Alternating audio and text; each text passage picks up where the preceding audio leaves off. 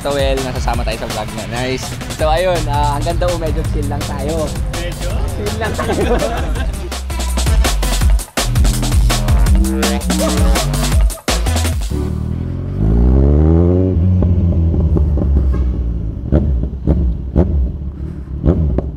What's up guys? Good morning. Welcome sa ating vlog. Title nito is From a 450cc rider to 1000cc na bike. Ang ride natin is meet up natin ang NK Crew na dating 450 NK Crew tinatawag.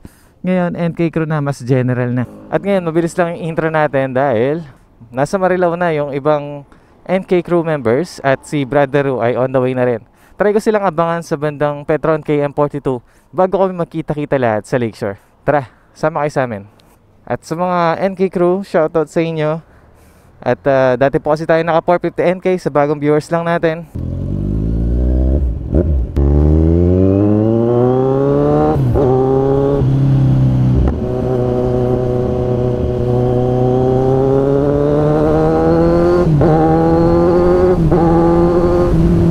Mabilis ko lang in-introhan para masakto ako sa na makasabay ko ba sila hanggang Lakeshore. 5:36 AM, dito na tayo sa Inlex. Kano ang balance?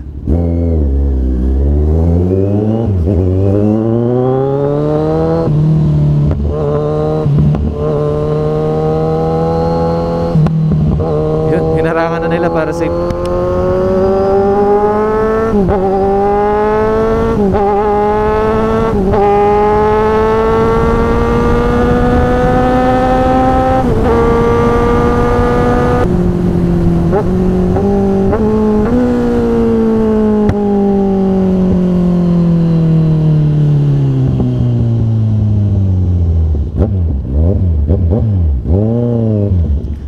May mga naka 450 NK dito. Sila na rin yata to.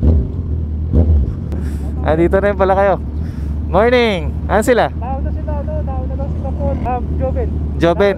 Right and play, naalala mo? Ay, ikaw yun! Naalala mo yun?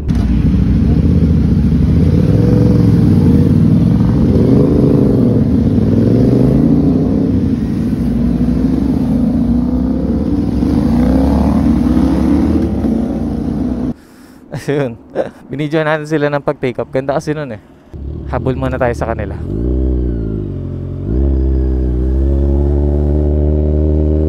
Grabe, sarap na lalo ng motovlog natin. Inline 4 eh, no?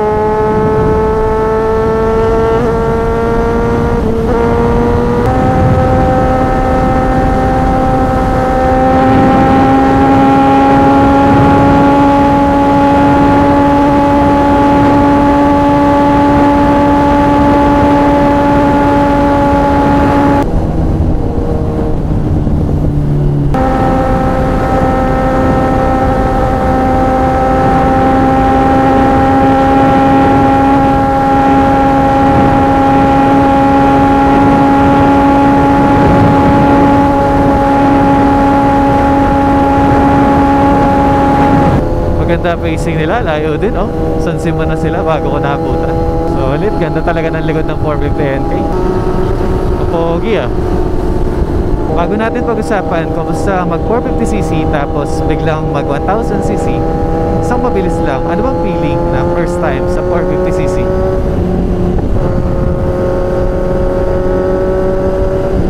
Pag galing po kayo 150 tapos mga 100cc, ang lakas po ng 450 guys. Kasi ang masasabi ko dyan, yung mga 1,600 at 400cc, pagka main highway lang, public road, halos magkakasabay-sabay yan, 0 to 100. Kakaiwanan na yan, 150 to 200, ganun. Pero syempre, kahit na magkakadikit lang sila sa 0 to 100, yung 1,000cc pag nag 100, hindi pa ganun ka-iyak. Or pag umiyak yun, ay talaga matulid. Meaning ng iyak is sumigaw yung makina, talagang sinagad yun, ano? Iba talaga 1000cc. Pero kung chill lang yung 1000cc tapos iyak yung 400, 600, sabay-sabay lang yan sa 0 to 100. Sobrang lakas ng 400 guys pag first time nyo. 450 ganyan, lakas yan. Sobrang matutuwa kayo, sobrang mag-i-enjoy kayo. Kaya lang, kalaunan, katagalan, kung kayo ay mabilis din pagpatakbo, after ilang months or year, tapos pinagamit kayo ng 1000cc, magugulat kayo, grabe, may mas malakas pa. Ang layo ng difference ng 400 to 1000. Kahit nga 600 to 1000, yung torque, yung bigat, at iba na talaga yung speed. Yung akala nyo na mabilis na yung 100 sa 400cc dahil umiiyak yung makina, sabihin natin 150, sa 1000cc chill lang oh. Hindi mo namamalaya, nagwa 150 ka na sa 1000cc. Ganun yung difference. Sample natin.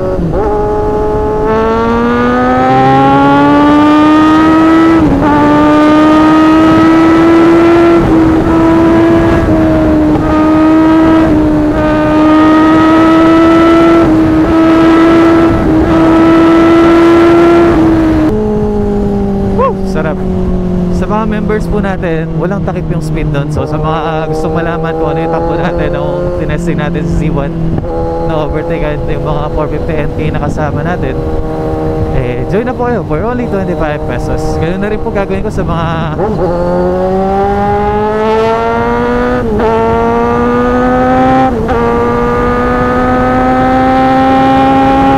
solid pants natin. Okay na okay din na makita nila yung speed natin, no? Doon 25 pesos lang po pagka nagta-top speed tayo ng mga motor or nagte-testing tayo.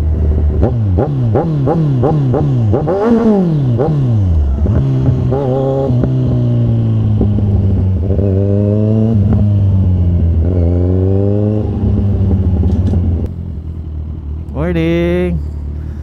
Good morning. Yun, nasakto ah. Bilis lang, nandyan na rin naman agad ang 400. Pagka nag-maintain sila ng takbo, may naligaw na Z1000 sa ride nyo. Anong model? 2016. Gusto mo ikot? Ayoko. Ang nakakailang lang naman pag nasagad mo yung manibela eh. Tutumba na siya. Kasi maiksi lang din eh. Morning. Oo, mainit talaga eh. Morning. Papamigay na ako, mga kandidata na ako.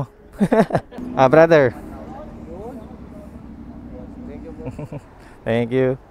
Sir. And thank you. Hi, sir. Sir, morning. Morning, sir. Thank you. Sir, morning. Kumusta? Kaya nga, nawala na yung sticker. Pero ito yan, natanda ko pa eh, no? Sir, morning. Good. Iwan ko na sa ito, gusto mo pamigay mo sa iba. Sige. Dagdagan ko pa. Para kung sakali di ko sila mabigyan ngayon. Oo nga eh, sayang. Sabay ka muna sa amin. Oo, para tayo nag-ride. Kita mo lang kami. Kanina, tagal ko rin silang tinimingan bago ako gumuhit eh. Nag-ingat din ako eh, kasi madami. Madami sila. Oo. Nauna kami, iba kami. Nakakatawa pag nakikita kita sa ibang motovlogger na kapwa natin eh. Napipicture ka nila sa tambike eh. Like si I Am Raymond, ganon. Sino? Si I Am Raymond. Na-picture ako? Oo, kasama si Moto Princess, tambike sa BGC. Oo, kami. Oo, nakakatawa. Ito po si Ru na nagpa-review ng NK niya na nakaraan. Dami na ba nagchat-chat? Dami na?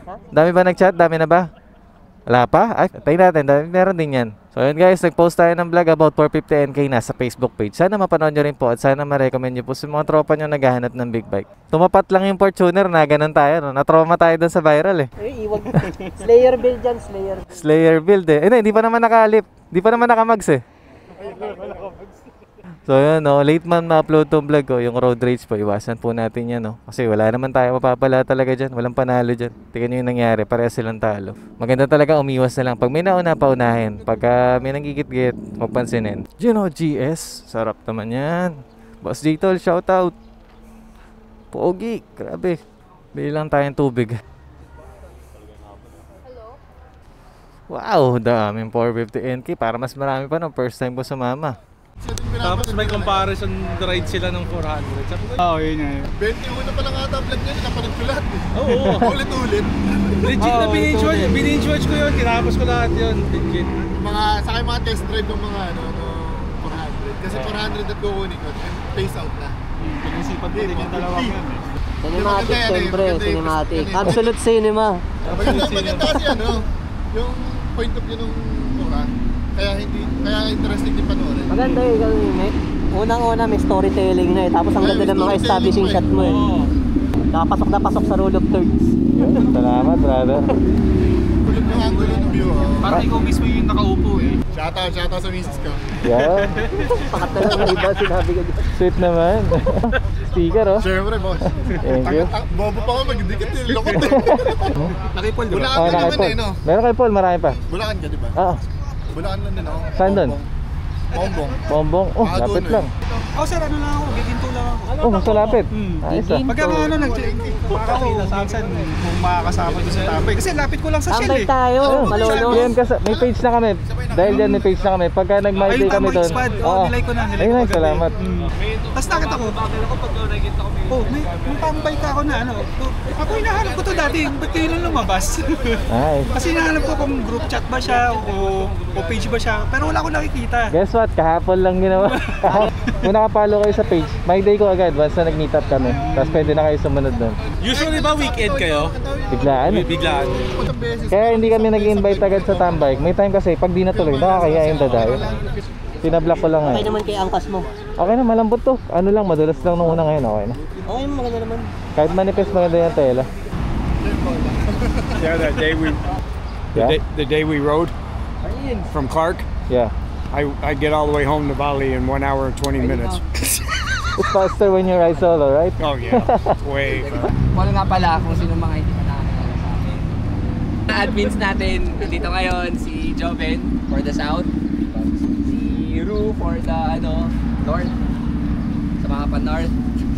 Carlino, designer natin. So, siya pa nga pala guys, yung mga nagtatanong regarding to sa MDL design, yung sa may gilid ng parang winglet. Siya. So, prototype pa lang yung gamit niya ngayon eh. So, ayun. And also si Angelo, sa kasama din ni Ru for North. Diyan wala, no? Mga tagaligaw. So, alam niyo naman na yung mga signs, di ba? Like, yung hazard, yung pag if ever going right, pero may mga signal light naman tayo, hindi nyo naman ako katulad eh. So, may mga signal light naman tayo, right? Di ba? So, pwede natin gamitin yun para lang. So, lang to, chill ride lang tayo. Daw. Meron tayo dalawang grupo guys. Speed mo sa speed ng iba. Boost. So, dalawang grupo tayo Isang first group, mauuna dun sa... So ayan, meron naman tayong sweeper, meron din naman tayong Ayun guys, with the help of Motowell, nasasama tayo sa vlog niya. Nice. So ayun, hanggang daw medyo chill lang tayo. Medyo? Chill lang tayo. Chill lang tayo. Tapos hanggang daw. Yung pwesto para sa puso namin. Yeah. Ang dami ayun. Ang dami nagtatanong, ang daming nagsasabi na dahil kay Motowell napabili ako ng 450NK kasi yung mga reviews niya ang clear. Tapos undoubtedly na parang nung na-try na nila 450NK nila, totoo nga. Hindi siya yung sinasabi na China bike lang siya. Malaki yung impact mo sa motor. Kasi dahil sa'yo, lumaki yung community namin. Yes. Thank you. Thank you so much. Kahit Buti na. regardless na nagpalit ka ng motor, yung naiwan mong review sa nandun pa rin. Para kung sakaling may curious, gustong tumingin ng ganyan motor, pag nag-search sa YouTube, ikaw lalabas. Isa ka sa mga lalabas. Thank you. So ayun, sige, gear up na kami. Okay. Ingat, enjoy. Nice meeting you, Papa. Okay, nice to meet you.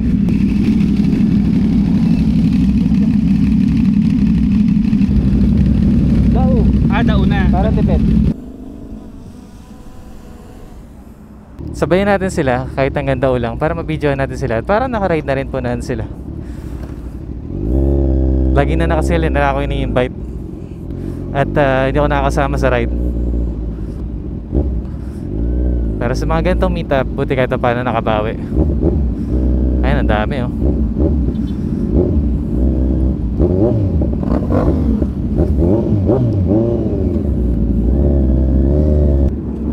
Ayun oh, si Sir Paul, shout out.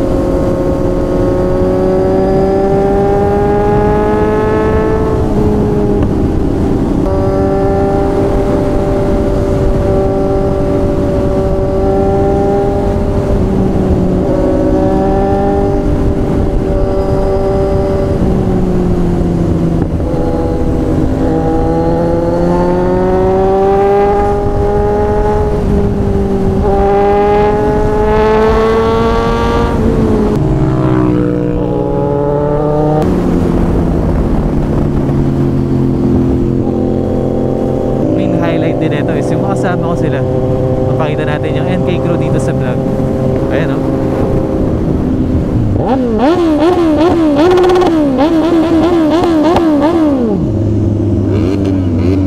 Yun, oh. Ingat guys, diretso na sila ng maliko niyan. So may mga ganun pala talaga diskarte, no? Para talagang active ka pa rin sa group, di ka man nakasama sa ride, nakapagpakita ka na naman sa mga meetup. Tara Sir Marvin, uwi na tayo. Sarap, oh, luwag, oh, ganda.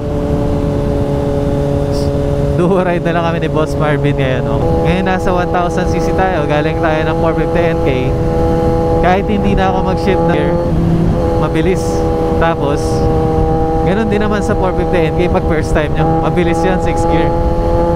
Kaya lang yung 6 gear niya parang hanggang 160, medyo pabagal na yung 450NK. Eto po, yung 6 gear na ito hanggang 200 plus, tuloy-tuloy na, wala nang bitin. Naging habit ko kasi sa 400cc at 600cc yung magda-downshift pa tayo. Ganon, para makuha natin yung power. Kasi bitin na yung high gear, wala nang buwelo. Ngayon nasa 1000cc tayo, kahit hindi na natin gawin yun, tigain lang natin yung throttle, oh. Aandar na tayo nang mas mabilis sa 400 at 600. Siguro kung magda-downshift ang 600 at titigain ko lang tong 6 gear, sabay na sabay lang. Dahil sa lakas ng torque. Ayun, oh, di ba? Oh, di ba? Ngayon, saktong-sakto yung topic natin. Galing ka ng 450NK,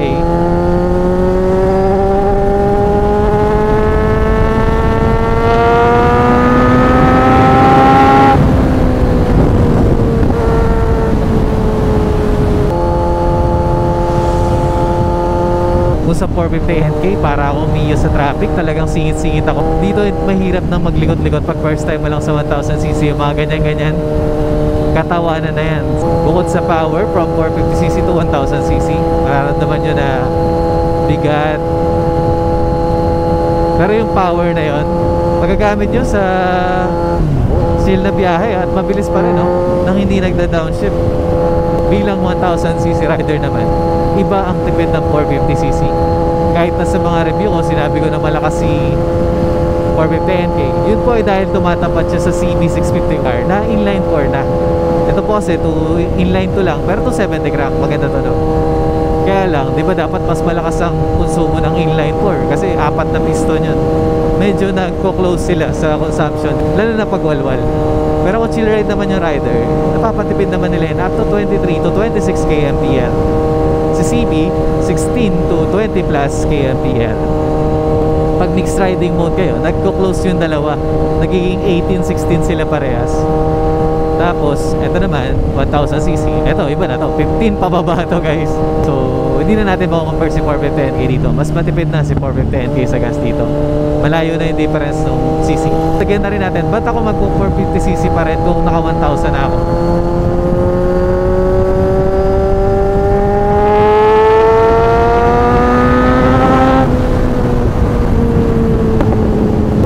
Magpo 450cc ako kapag traffic. Pagka doon lang tayo sa mga MacArthur, sa mga Commonwealth, grabe kung isingit yung motor na yan sa sobrang gaan at agile, nimble. Tapos sakto na yung power niya para doon. Pag ito kasing si Z1, kailangan mo ng extra caution dahil mabigat, maiksi yung turning radius, at talagang dapat experienced rider ka na pagka dito mo ginawa yun. Pero sa tingin ko, ako laban sa sarili ko, tapos 450NK at ito, tapos traffic, may iiwan si Z1. So yun na, disclaimer, ako laban sa sarili ko, magkaibang motor, 450NK at Z1000, tapos traffic, 450NK ako. Napakaliksi, napakabilis. Pero sa ganitong long stretch at rektahan, syempre, Z1 na tayo doon. Sabi ko nga, 0 to 100, lahat naman yan hindi magkakalayo. Lalo na kung kasisigawin lahat yung makina.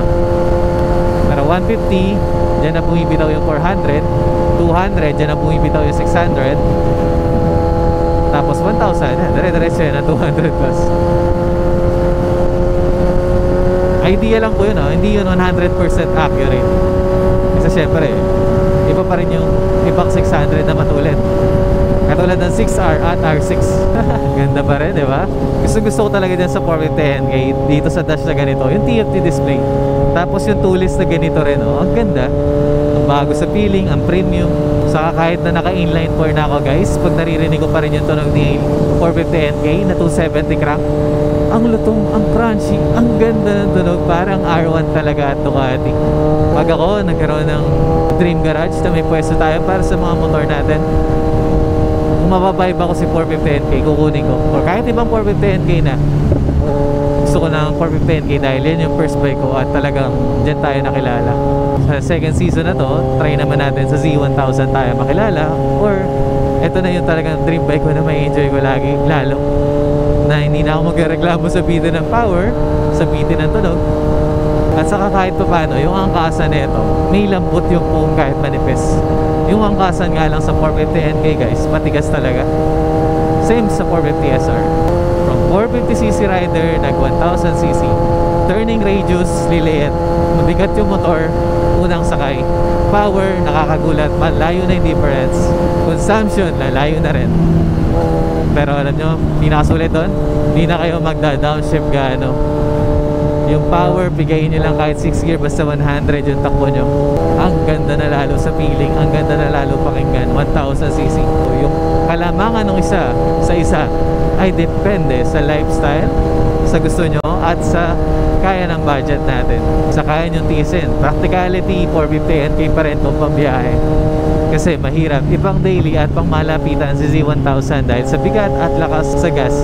Muli shoutout kay Sir Paul, President ng NK Crew. Salamat kay Brother Ru, kay Boss Joven, tapos kay Boss Marvin, itong kasama natin, at sa iba pang members ng NK Crew na mamimit natin ulit sa mga tambike. Yung cornering hindi ko na binanggit guys, rider na yun eh, sa rider na yun. Tapos nasa kalsada, syempre kung maliit ang kalsada, mauuna to. Pero kung malaki kalsada, ito ko. Sa racetrack rider, ito. Pero kung magaling din rider nito, hindi rin naman ganun magkakalayo. Nakakasingit lang sa corner. Pero sa straight, babay na ulit. Paglipat ko ng Z1000, talagang kailangan puwersahin ko ng ihiga siya, yung katawan. Dito, konting tulak lang sa manibela, uusod na. Okay guys, ASMR na lang natin to. Maraming salamat sa panonood nyo. See you on the next vlog. Woo!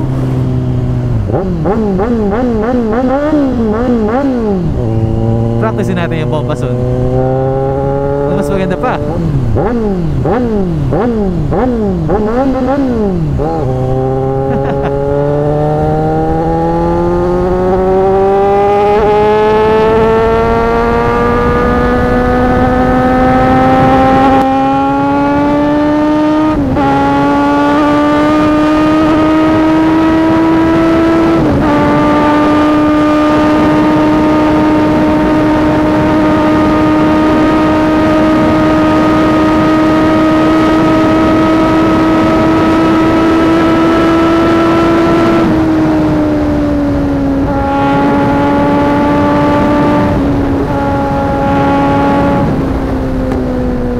Bawi ako sa inyo sa mga susunod pang vlog. Gawin nating fresh yung mga uploads para pati yung mga comment nyo masasagot ko agad sa next upload. Maraming salamat. Bye bye Boss Marvin. Kita kayo sa tambay.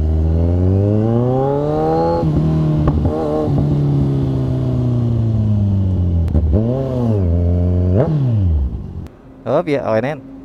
827 12.9 liters. Round up na natin ng 13. Ang tinakbo natin 168. And reset na tayo ulit ng trip meter. 168.5. Alright, zero na ulit kasi bagong full tank.